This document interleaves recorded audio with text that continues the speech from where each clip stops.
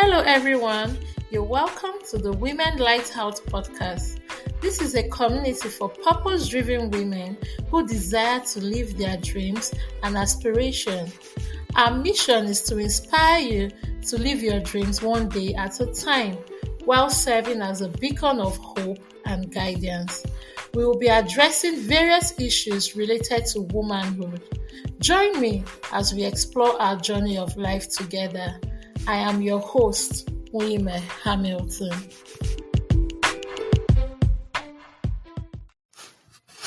Hello, ladies. You're welcome to another episode of the Women Lighthouse podcast. Today, I'll be sharing with you about building confidence and self-esteem as a woman. When we talk about building self-confidence, it's very crucial and it's very important at every stage of our lives as women. So during the course of this episode, I'll be sharing with you the importance of self-confidence and building our self-esteem and some practical tips that you can engage in to boost your confidence and your self-esteem as a woman. Whether you're a young woman just starting out your career or you're a more experienced professional looking at taking your skills to the next level, this episode is for you. So sit back, relax, and let's dive into the world of confidence and self-esteem.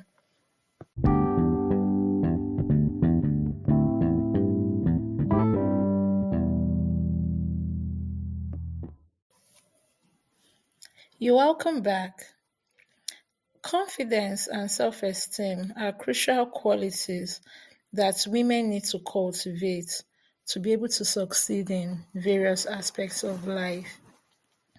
And it's important to build your self-confidence because when you have a great self-confidence, you make better decisions. It affects the quality of decisions you make. It also helps you to be able to take calculated risk, not necessarily settle for less or limit yourself to being in your comfort zone. Helps you to also be able to communicate effectively with people around you, communicate confidently, and handle stressful situations in the right way. So you see how important it is to build your self-confidence as a woman. It can also have a positive influence on the quality of relationships that you develop and gives you a more positive outlook to life. So with all this, why won't you want to build your self-esteem? If you don't build your self-esteem, it means you would be willing to settle for less. You will be second guessing yourself at every step of the way. You won't be able to stand amongst your peers or among people and be confident about whatever you're involved in or who you are as a woman. And in the long run, you won't live a fulfilled life. You won't find fulfillment in whatever you were doing. So you see that ultimately self-confidence and your self-esteem are essential ingredients to be able to succeed and be happy. And for women who possess these qualities, they are better equipped to navigate the various challenges that life brings their way. So when we talk about a low self-esteem, what are some things that could cause a low self-esteem for us as women? Let's begin from having an unhappy childhood. Depending on what your background may be, there may be some occurrences or some incidences that you may have gone through while growing up as a child, and that may have had an impact on your self-esteem. The kind of foundation that you experienced may have been faulty. And also, when you're going through poor performance, either in your career or in your business, or if you're schooling, in your education, or even in responsibilities as a wife or as a mother, it tends to affect your self-esteem when you're seeing that you're not working or performing up to expectation. Also, when you're going through ongoing stressful situations, stress is a normal part of life. So when you're going through stressful situations, it can put you under so much pressure that you begin to second guess yourself and you begin to wonder if you are good enough. Then, when you experience poor treatment in relationships, you begin to second guess yourself and wonder if you're worth loving. If you go through trauma in relationships, either relationships with your partner or family relationship or generally with friends, so that can also affect your self-esteem. And if you also have a medical illness, especially mental illness such as depression or anxiety, or a chronic illness that requires you being under close medical monitoring, that can also affect your self-esteem. For me, in recent times, I've experienced a low self-esteem in my career advancement, because shortly after I got married, I became pregnant. And you know that once you become pregnant, it has a way of slowing you down in achieving certain things you may want to achieve for yourself. So I have experienced a low self esteem when I saw that I wasn't advancing career wise the way I would love to, because I had to start a family. So and also I've experienced a low self-esteem postpartum after delivery. I gained some weight. So everyone, if you look at how I was before I got married and after I got married and having two kids, like the difference is clear. And people that had known me while I was a single, and they would see me and they would be, wow, I didn't believe you could add weight. Or, all those kind of comments also had a way of messing up with my mind. And I began to feel uncomfortable about where I was. Sometimes I began to second guess myself, and I wasn't comfortable in my own skin. These and many more are certain things that can affect our self esteem as women.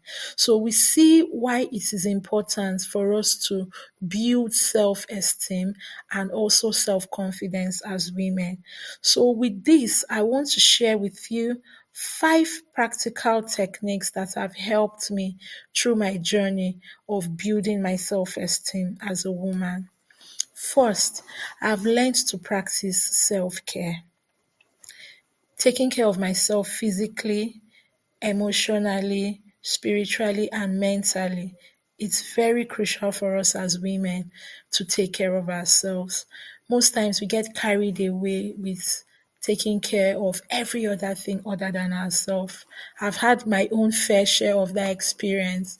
I can remember after I gave birth to my second child, the first year was so challenging because I was transitioning from one job to another. So the demand of meeting up with nursing her, doing exclusive breastfeeding, adjusting to my new place of work and all that. So those periods I I wasn't prioritizing self-care. I wasn't taking care of myself physically. I was also experiencing burnout. So emotionally, most times I was down emotionally. But a time came where I had to review and really look at it and and say that actually paying attention to myself will be more beneficial to those around me than I could ever imagine. And I had to reevaluate and make decisions to prioritize self-care. So there are certain things you can do to prioritize your self-care. You can talk about taking care of yourself physically, your looks, your appearance, exercise, eat well, sleep well. Sleep, very important. Many women, we don't sleep. We don't sleep. I know I had that challenge too because of the nature of my job. Sometimes we're up at night taking calls and all. So my sleep pattern, I can't sleep during the day. Even if I couldn't get enough sleep at night, sleeping during the day is so challenging. So, but when you see that this is a priority, there are times you have to be intentional about making sure that you do what you need to do to prioritize your self-care. Also, another tip that has helped me in building my self-esteem is setting small goals. It's not about the big things you do, it's about the little things you can do and be consistent with it. Set small goals. How do you set small goals? What is the end goal you want to achieve? If you want to take, like for me, I want to lose weight so I could have a better body image. I want to lose weight. What can I do to lose weight? I want to be well rested. What can I do to be well rested? So, setting small goals, the priority is to accomplish something, no matter how small. And that is enough to boost your confidence as a woman and your self esteem as a woman. So, be ready to set small goals and be consistent with those goals. Another thing that I've done to help me is to learn a new skill based on my interest. Like I mentioned, that I had a poor self esteem with regards to my career advancement. So even while I was pregnant with my second child, I knew that I can't put my career on hold. Yes, it may be at a slow pace, but what can I do at this phase of my life to still advance myself career wise so that when opportunities present itself, I am marketable and I am more skilled. So I had to start taking short courses that would help. So within the space of 1 year, I was able to take two short courses and I was able to learn new skills in my career space. So what can you do? What new skill can you learn based on what you are interested in that would help boost your self confidence? How can you identify those skills? Begin by what's the end goal? In this area, what do I want to achieve? Okay, in order to achieve this, what skill do I need? You can do some research online and find out the certain skills you may need, write them down. Then, in order of priority, begin to plan towards achieving those skills. And fourthly, I learned to challenge my negative thoughts. You would always, when you're doing something new, you would always experience negative thoughts. Or even when you're doing something you've been doing over time, but you're trying to upscale, there are times you begin to feel, am I good enough? Or will people really listen to me? Do I really have what it takes to be able to compete at this level? So there will be so many times that you will experience negative thoughts. But one thing you need to ask yourself is these thoughts that are coming in my head, are they really true? Or am I just doubting myself? Then, when you identify if these thoughts are true or not, you can now begin to work towards replacing those negative thoughts with positive affirmations. You look yourself in the mirror and you speak to yourself consistently and you tell yourself the opposite of those negative thoughts. I have what it takes to succeed in my career space. I have what it takes to be healthy, live a healthy life, keep fit, and feel good. You keep speaking to yourself, and the more you keep speaking to yourself, it comes to that point where you believe those things and it becomes a reality. And lastly, what I do to help boost my self esteem is to surround myself with positive people.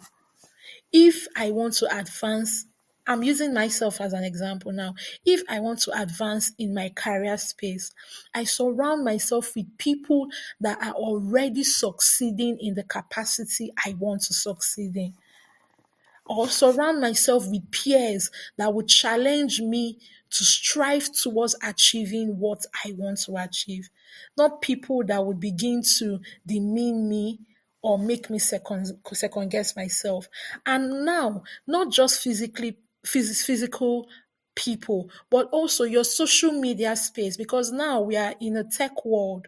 So we can't devalue the importance of social media and also the negative effects that social media can have on our self esteem.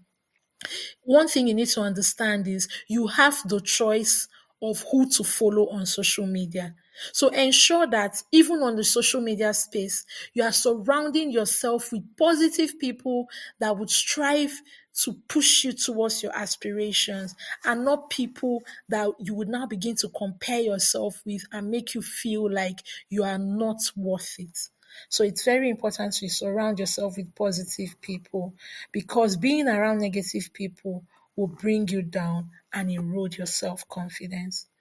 So before I draw this episode to a close, we need to know that in the path of or the journey of building our self esteem as women, you would have to deal with criticisms and embracing feedback. There would definitely be a point where you would be criticized, either positively or negatively. So, how do we handle criticism and also embrace feedback in order to build up our self esteem? One of the things that we should do is learn to listen actively.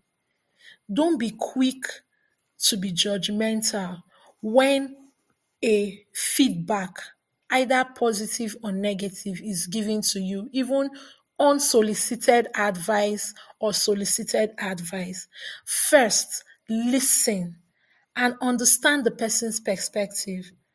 Try not to interrupt. Try to be calm and ask yourself questions. What this person is saying, is it true? And of what benefit is it to me? Secondly, you have to learn to avoid taking things personally. Learn to choose what you allow to have an impact on you and on your self esteem. So, when feedback is given to you, you separate the feedback: beneficial, non beneficial. The ones that are beneficial, you receive it with love. The ones that are not beneficial, thank you, I appreciate it, and you put it aside. At the end, you have the choice to make on what is beneficial and non beneficial, and that's it. So don't take it personally. Thirdly, learn to look for the truth in whatever feedback or criticism is brought your way. Like I said, beneficial, not beneficial. What is the truth? What can I learn from what this person is saying about me? And what can I improve on? So that will be of help to you in building your self esteem. Also, learn to reflect on your own action. The journey to building self esteem is more of a reflective process and an internal process than an external process. So you ask yourself if there's something you could have done differently, or what can you do to improve on moving forward. Then you also have to learn to take actions, address any issues that may need to be changed. So you don't just receive feedback or criticism and you just put it there. When you assess what is beneficial and what is truthful in it and what you can work on, back it up with action. With that, your self esteem improves. But if you just receive it and you put it aside and you keep doing things the way you've always been doing things, you would not improve. Remember, this is a journey towards becoming the best version of yourself. Who you are in 2023, or who you were in 2023, shouldn't be who you are or who you want to become in 2024. You must learn to strive towards becoming a better version of yourself. Also, you must be ready to seek out feedback. There are some times that criticism may not come to you or feedback may not come to you unsolicited. You have to be the one to source for it. You have to be the one to be open to learning and growing and ask people, oh, what do you think I need to improve on? Okay, I've been struggling with this lately. What do you think I can work on? Is there an area of my life in this aspect you think I need to improve on? Because there's a quote that my husband commonly says that a masquerade that is dancing doesn't see his back. It is those that are watching him that sees his back. So sometimes we may be doing things, but we don't necessarily know the impact it may be having on those around us or the true situation of things. So sometimes it's always good to seek for feedback from our mentors or from our close peers or from our families. These are people that have close relationships with us and will be able to give us constructive feedback. And lastly, learn to practice self compassion. Learn not to be hard on yourself. Remember, it's one step at a time towards perfection. So we are making progress. The priority should be making progress, not necessarily, "Ah, I want to be perfect," but what progress am I making towards the end goal of perfection? So, with these, if you can factor in all these things I've shared, they would help you through your journey of building confidence and self esteem as a woman. To conclude this episode, I want you to always remember that building self confidence as a woman takes time. It is a process and it is a journey. So learn to be patient with yourself. Learn to celebrate your successes, no matter how small they may seem.